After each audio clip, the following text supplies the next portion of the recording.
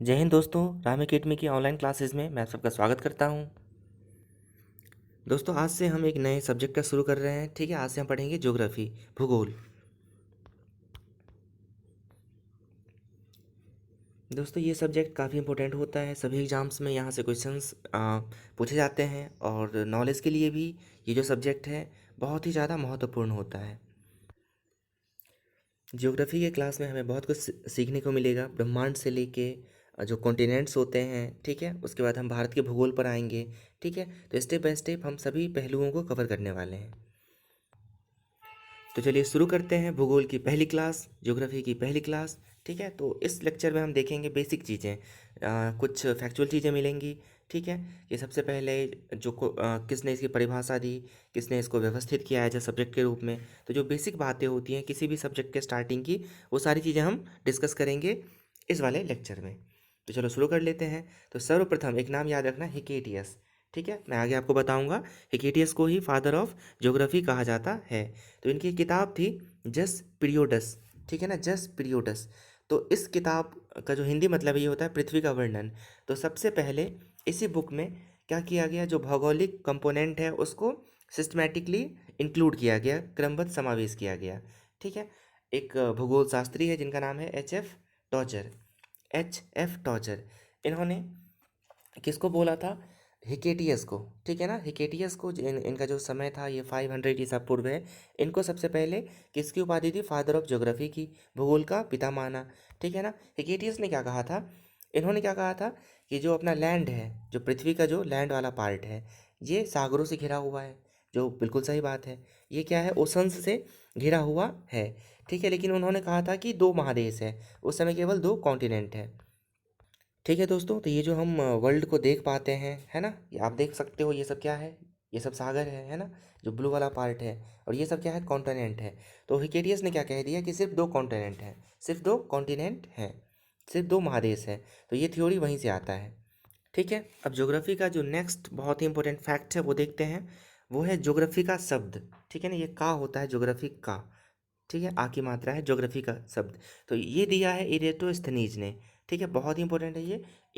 Eratosthenes ने geography का शब्द दिया है। ठीक है, ज्योग्राफी जो शब्द है ये दो चीज़ों से मिलकर बना हुआ है। ज्योग्राफी का ही बाद में ज्योग्राफी बन गया। ठीक है, जियो जियो का मतलब अर्थ होता है और ग्राफी मीन्स एक्सप्लानेशन होता है। तो पृथ्वी का, ठीक है, उस समय क्या था कि ब्रह्मांड का कॉन्सेप्ट नहीं आया था स्टार्ट में, तो पृथ्वी को ही हम भूगोल मानते थे। ठीक है, तो आपने अभी अभी जाना कि सिर्फ दो कॉन्टिनेंट का उस समय कॉन्सेप्ट आया था। तो ज्योग्राफी जो शब्द है ये किसने दिया है? इरेटोस्थनीज ने। ठीक है, अर्थात अकॉर्डिंग टू उस समय दैट टाइम, दोज टाइम, उस समय के हिसाब से भूगोल अर्थात क्या है? भूगोल, भूगोल का जो सब्जेक्ट है वो क्या है? पृथ्वी संबंधित संपूर्ण तथ्यों का अध्ययन करना, सभी तत्वों का अध्ययन करना। ठीक है, ये था भूगोल उस समय। किस समय? इरेटोस्थनीज के समय। ठीक है, हमेशा याद रखना, अगर किसी एग्जाम में एक लाइन में पूछ ले कि फादर ऑफ ज्योग्राफी कौन है, भूगोल के जनक कौन है, तो इनका नाम है हिकेटियस। ठीक है, अब ना यहाँ से चीज़ें शुरू होंगी, बहुत ज़्यादा अच्छी वाली चीज़ें, फैक्चुअल चीज़ें, तो याद रख लेना। यहाँ पे आप ईयर पे ध्यान देना। सबसे पहले 140 ईस्वी में। ठीक है, ये बीसी की बात नहीं हो रही है, ईस्वी की बात हो रही है। एक भूगोल शास्त्री आते हैं क्लॉडियस टॉलमी। ये टॉलमी के नाम से जाने जाते हैं, टॉलमी। टॉलमी ने क्या कर दिया? जो विश्व का जो अध्ययन है ये बहुत ही नियमित रूप से प्रारंभ कर दिया। और इन्होंने एक थ्योरी दिया जो जो कहता है कि जो पृथ्वी है ये विश्व के केंद्र में है, तथा जो सूर्य है और जो बाकी के ग्रह हैं ये किसकी? पृथ्वी की परिक्रमा करते हैं। ठीक है, ये बहुत पहले की बात है, ये 140 ईस्वी की बात है। ठीक है, इन्होंने क्या बोल दिया? इन्होंने कहा कि अर्थ है यहाँ पर। ठीक है, और जो मान लो सूरज है, सूरज भी इसकी परिक्रमा करता है, और जो बाकी के ग्रह हैं वो भी पृथ्वी की परिक्रमा करता है। और जो पृथ्वी है वो केंद्र में है। कहाँ पर है? वो सौरमंडल के केंद्र में है, या सॉरी विश्व के, उस समय सौरमंडल आया नहीं था, सौरमंडल का कॉन्सेप्ट, तो विश्व के केंद्र में है। ये कथन है टॉलमी जी का। ठीक है, अब देखो, अब आते हैं कॉपरनिकस। ये कब की बात है? 1543 ईस्वी की बात है। पोलैंड के जो खगोलज्ञ, खगोल शास्त्री थे कॉपरनिकस, इन्होंने टॉलमी के सिद्धांत को क्या कर दिया? नकार दिया। इन्होंने क्या कहा कि जो सन है, ठीक है ना, जो सूरज है ये है विश्व के केंद्र में। ठीक है, और पृथ्वी सहित बाकी जो चीज़ें हैं वो सूरज का परिक्रमा करते हैं, चक्कर लगाते हैं। ठीक है, लेकिन इनका जो विश्व का कॉन्सेप्ट था ये कहाँ तक था? सोलर सिस्टम तक सीमित था। ठीक है, सोलर सिस्टम तक सीमित था। आप देख पा रहे होंगे, है ना, अब देखो सबसे पहले हिकेटियस ने कहा कि सिर्फ 2 महादेश तक सीमित है चीज़ें, ठीक है। फिर टॉलमी ने क्या कह दिया कि पृथ्वी जो है वो केंद्र में है और बाकी ग्रह परिक्रमा करते हैं। फिर कॉपरनिकस आए, इन्होंने कहा कि नहीं, क्या है, सबसे पहले सूरज है केंद्र में विश्व के, और बाकी चीज़ें परिक्रमा करती है। तो जो विश्व का कॉन्सेप्ट है ये कहाँ तक है, सौर परिवार तक, सोलर सिस्टम तक सीमित है अकॉर्डिंग टू कॉपरनिकस। अब कौन आएंगे 1805 में, ये आते हैं हर्शेल, ठीक है, इनका नाम हर्शेल था। अब आते हैं हर्शेल 1805 में, ये ब्रिटिश खगोल शास्त्री थे हर्शेल। इन्होंने दूरबीन की सहायता से अंतरिक्ष का अध्ययन किया तो पता चला कि जो हमारा सोलर सिस्टम है, जो हमारा सौर मंडल है, ये एक अंश मात्र है, ठीक है ना, ये एक छोटा सा भाग है, ठीक है, और यहीं तक हमारा जो विश्व है वो सीमित नहीं है, ठीक है। और हजारों ऐसे सौरमंडल हैं, यहाँ से आकाशगंगा का कॉन्सेप्ट आता है, ठीक है ना। हर्शेल ने दूरबीन बनाई थी, दूरबीन को इस्टेब्लिश किया गया था, ठीक है। और फिर पता चला कि आकाशगंगा है, और आकाशगंगा में जो सोलर सिस्टम है ये एक छोटा सा अंश मात्र है। आपके नॉलेज के लिए मैं दिखा देता हूँ, हर्शेल स्पेस ऑब्जर्वेटरी आज के समय इसका नाम है, जो दूरबीन उन्होंने बनाई थी, ये इसका इमेज है, ठीक है ना, ये इसका इमेज है, आप ये देख सकते हो, ठीक है। बाकी ये नासा के अंदर फंक्शनेबल है, ठीक है। तो हर्शेल ने प्रूव कर दिया कि सौरमंडल के अलावा भी बहुत कुछ है विश्व के अंदर, ठीक है ना, विश्व के अंदर। अब 1925 में, ये अभी की बात है, अभी एक साइंटिस्ट आते हैं अमेरिका के, इनका नाम है एडविन पी हब्बल, ठीक है। इसके नाम की भी दूरबीन है, मैं आपको दिखाऊंगा।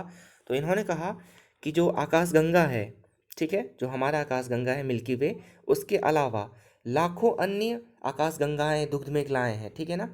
जब इनका एडवांस दूरबीन आ गया, टेलीस्कोप आ गया, तो फिर क्या पता चल गया कि जैसे हमारा आकाशगंगा है जो सर्पिलाकार है, उसके अतिरिक्त जो ब्रह्मांड है उसमें लाखों अन्य क्या है, आकाशगंगाएं हैं, ठीक है। आप ये देख सकते हैं, ये स्पेस में मतलब इंस्टॉल्ड है, ये वाली, ये है हब्बल का टेलीस्कोप, हब्बल और ऑब्जर्वेटरी, ठीक है।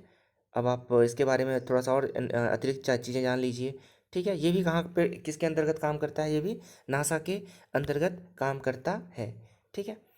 तो बाकी चीज़ें अगर आप इंटरेस्टेड हो तो नेट में जाके पढ़ सकते हैं, ये मैंने आपको इमेज यहाँ पर बता दी। दोस्तों ये ज्योग्राफी की पहली क्लास है, ठीक है। यहाँ पे मैं एक कॉन्सेप्ट बस आपको देता हूँ बिग बैंग थ्योरी का, जिसके द्वारा क्या बना हुआ है, ब्रह्मांड बना हुआ है, ठीक है। इस ब्रह्मांड की हर एक चीज़ बनी हुई है, ये मैं अलग से आपको ब्रह्मांड चैप्टर में भी पढ़ाऊंगा, ठीक है। बट यहाँ पे एक कॉन्सेप्ट के लिए आप जान लीजिए कि बेल्जियम के खगोल शास्त्री और पादरी थे। देखो थोड़ा सा सुनने में अटपटा लगता है, पादरी, जो फादर होते हैं पादरी होते हैं, भला वो क्यों रिसर्च करे। तो आपको बता दूं, आपने पढ़ा होगा औद्योगिक क्रांति वर्ल्ड हिस्ट्री में, तो पहले क्या था, जो गॉड होते हैं या फिर जो भी रिसर्च का जो चीज़ें होती हैं खोजबीन करने का, इसका हक किसको था, केवल चर्च को था, ठीक है ना, केवल चर्च को था, ठीक है। और इसी की वजह से क्रांति वगैरह हो जाती है। तो एक पादरी थे जिनका नाम था एब जॉर्ज लेमेथियर, ठीक है ना, एब जॉर्ज लेमेथियर। इन्होंने क्या कहा था कि करोड़ों वर्ष पूर्व ये जो हमारा ब्रह्मांड है, ये जो हम सब कुछ है, जो भी कुछ है दुनिया में, ठीक है ना, जो हमारा ब्रह्मांड है, ये घनीभूत, घनीभूत का मतलब काफ़ी कंडेंस था, काफ़ी क्लोज थे, ठीक है ना, काफ़ी घनीभूत अवस्था में था, जिसमें एक बृहद विस्फोट हुआ, ठीक है ना। देखो बिग और बैंग, बिग का मतलब बहुत बड़ा, बैंग का मतलब विस्फोट होता है, ठीक है। तो इन्होंने क्या कह दिया कि जो घनीभूत अवस्था में था वर्ल्ड, यूनिवर्स जो भी उस समय था, उसमें एक विस्फोट हो गया, एक ब्लास्ट हो गया, इससे क्या हो गया, ब्रह्मांड बना, और उसका विस्तार होता गया, और जो ब्रह्मांड है उसके टूटे हुए अंश अंतरिक्ष में दूर दूर तक फैल गए, जो अभी भी हजारों किलोमीटर प्रति सेकंड की दर से एक दूसरे से दूर जा रहे हैं, ठीक है। ये कहता है बिग बैंग थ्योरी, ये क्या कहता है, बिग बैंग थ्योरी। और इसी वजह से हजारों लाखों आकाशगंगाओं का निर्माण हुआ था। तो इसको हम बहुत अच्छे से देख पाएंगे अगले क्लास में, ठीक है, अगले लेक्चर में। ये बस मैं आपको कॉन्सेप्ट दे रहा हूँ कि बिग बैंग थ्योरी किसने दिया था। तो एक पादरी थे और एक खगोल विज्ञानी थे जिनका नाम था एब जॉर्ज लेमेथियर, ठीक है। दोस्तों फटाफट कुछ चीज़ें हम पढ़ लेते हैं, जो फैक्चुअल चीज़ें हैं, आपको इसको याद रखना है, एनी हाउ, ठीक है। तो है, कहने को तो बहुत कुछ है, बट जो इंपॉर्टेंट है बस मैं वो भी बता रहा, ठीक है। तो फादर ऑफ ज्योग्राफी आप जान चुके हो कौन किसको कहते हैं, हिकेटियस को कहते हैं, ठीक है। और जो ज्योग्राफी शब्द है सबसे पहले किसने दिया था, इरेटोस्थनीज ने, ये भी हमने देख लिया था, ठीक है। उसके बाद जो फिजिकल ज्योग्राफी होता है, भौतिक भूगोल, इसके जनक कौन है, पोलिडोनियम, इनके जनक है पोलिडोनियम। हेकेटियस और इरेटोस्थनीज तो आसानी से याद याद हो जाते हैं। अब देखो पोलिडोनियम को कैसे याद रख लेना है, फिजिकल ज्योग्राफी, फिजिकल पी से होता है ना। और यहाँ पर भी जो पोलोडोनियम है ये भी पी से होता है, तो फिजिकल का पी और पोलोडोनियम का पी, से आपको याद रख लेना है कि फिजिकल ज्योग्राफी के जनक है पोलिडोनियम। उसके बाद गणितीय भूगोल के संस्थापक, ठीक है, कौन है? थेल्स और अनेक्सीमिंडर, ठीक है। अब देखो थ्योरम वगैरह कहाँ पर होता है, अपन पढ़ते हैं ना मैथ्स में थ्योरम। तो जो थ्योरम है ये मैथ्स से संबंधित है, तो थेल्स, ठीक है ना, थेल्स प्रमेय आप पढ़ते भी हैं, है ना। तो थेल्स जो है ये मैथ का शब्द है। तो गणितीय जो भूगोल है, ठीक है ना, मैथमेटिकल ज्योग्राफी, इसके संस्थापक है थेल्स और अनेक्सीमेंडर। उसके बाद जो विश्व ग्लोब के निर्माता हैं, जो विश्व ग्लोब के निर्माता उनका नाम है मार्टिन बेहम। याद करने के लिए आप इसको थोड़ा सा रिलेट कर सकते हो मार्टिन बेहम को, ठीक है ना। बेहम को आप वहम वहम मतलब जो कन्फ्यूज़न होता है उससे, जो वर्ल्ड ज्योग्राफी है, जो ग्लोब है, ये काफ़ी कन्फ्यूज़न का मैटर होता है। आप ग्लोब को देखो, आपको चीज़ें समझने में, कंट्रीज समझने में बहुत ज़्यादा वहम होता है, ठीक है। या आप ऐसे भी इसको याद रख सकते हो, जब भी अपन वहम में होते हैं कि कौन सा देश किस कंटिनेंट में है, तो किसका यूज़ करते हैं? ग्लोब का। ग्लोब में देख लेते हैं कि कौन सा कंट्री किस कॉन्टिनेंट के अंतर्गत आता है। तो वहम से आपको याद रखना है विश्व ग्लोब के निर्माता का नाम, है ना। जो ग्लोब है उसको वहम, मार्टिन बेहम ने बनाया था, ठीक है। अब विश्व मानचित्र के निर्माता ये है अनेक्जीमेंडर, ठीक है, ठीक है। देखो इसको तो याद ही कर लेना, this is very very hot के क्वेश्चन, बहुत सारे एग्जाम में पूछा जा चुका है, पूछा जा रहा है, ठीक है। तो अनेक्जीमेंडर जो है वर्ल्ड मैप के निर्माता है, इसको आपको एनी हाउ याद रखना है, रट्टा मार के या जैसे भी, ठीक है। अब देखो लास्ट है भौगोलिक विश्वकोश के रचनाकार, ठीक है ना। जो ज्योग्राफिकल इंसाइक्लोपीडिया होता है उसके जो रचनाकार है उनका नाम है स्ट्रैबो, उनका नाम क्या है? स्ट्रैबो, ठीक है। तो ये वर्ल्ड कोश है, विश्व कोश है, ठीक है ना, इंसाइक्लोपीडिया है। स्ट्रैबो को आप स्टोर के नाम से याद रख लेना, स्टोर।